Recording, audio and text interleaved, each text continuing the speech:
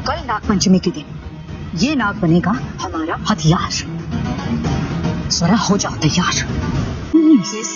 बुआ जी आज नागपंचमी है ना, इसलिए हम सारी पूजा पाठ पूरे विधि विधान के साथ करना चाहते थे। हमें तो पता ही नहीं था कि आजकल की लड़कियों को ये सारे रीति रिवाज पता भी है।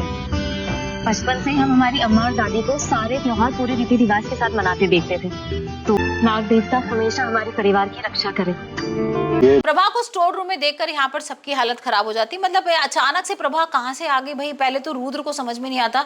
यहाँ पर रुद्र पूछता भी है कि भाई ये अचानक प्रभा कहाँ से आई, और यहाँ भाई स्वरा बता देती है कि किस तरीके से यहाँ कोई इसको मारने की कोशिश कर रहा है या फिर इसको बंद करके रख दिया है, जिससे कि कोई सच ऐसा है जो भाई कोई बताना नहीं चाह रहा हो। ये सब तो हमें पता ही है ना कि कोयल ने सारी चीजें की है, लेकिन अब रुद्र के सामने भाई ये सच कब आएगा कि कोयल ने उसको जानबूझ के निकाला था प्रभा को, और प्रभा जो है वो बेकसूर है। पर अभी दुनिया का सबसे जहरीला सांप है कोबरा। झट से नहीं मारना,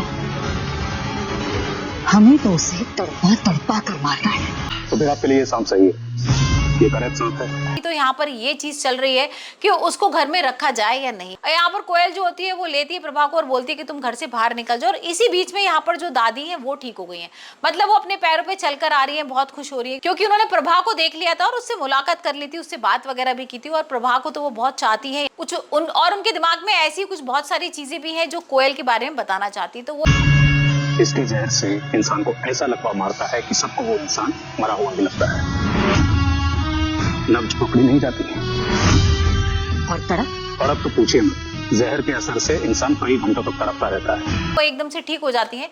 और जैसे ही यहाँ पर भाई कोयल खींचती है प्रभा का हाथ और उसको बाहर ले जाने को होती है, उसे धक्का देके बाहर निकालती है, इतने में ही दादी की हालत खराब हो जाती है और दादी एकदम से बेहोश हो जाती है। और यहाँ पर जो डॉक्टर है ना वो भी बोल देता है कि भाई अचानक से तो मिरेकल हो गया है कि इनकी तबीयत इतनी जल्दी ठीक हो गई, और हो सकता है कि जो इस घर में एंट्री हुई है जिस नए आदमी की, इस वजह से हो सकता है कि इनकी तबीयत ठीक हो गई हो। तो आप कोशिश कीजिएगा कि उस आदमी को जाने न दें। और यहाँ पर भाई हम देख ही रहे हैं कि कोयल ने तो घर से बाहर निकाल दिया प्रभा को, और दादी भी अचानक से बेहोश हो गई है। तो एकदम से स्वरा आती है, स्वरा समझाती है कि भाई ऐसा आप कुछ भी मत करो जिसकी वजह से दादी की तबीयत खराब हो, और यहाँ पर प्रभा जी को रहने दो।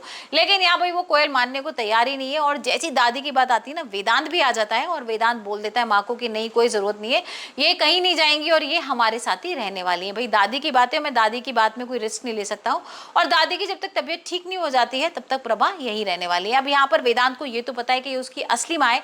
तो देखते हैं अब जब प्रभा यहाँ पर रहना चालू करेगी तो क्या वेदांत और इनकी बॉन्डिंग कुछ बन जाएगी, या प्रभा घर वालों को सारी चीजें बताएगी किस तरीके से भाई कोयल ने उसको घर से बाहर निकालने की कोशिश की थी। यहाँ पर कोयल भी नहीं मान रही है। कोयल भाई एक नागपंचमी का त्योहार है और यहाँ पर वो सांप वगैरह लेके आ गए, वो बहुत भयानक सांप है वो, और इतना कटखना है कि एक बार किसी को काट लेना तो आदमी सीधा मर ही जाए। और यहाँ पर वो स्वरा के लिए लेकर आई है, तो देखते हैं वो अपने प्लान में कितनी कामयाब होती है।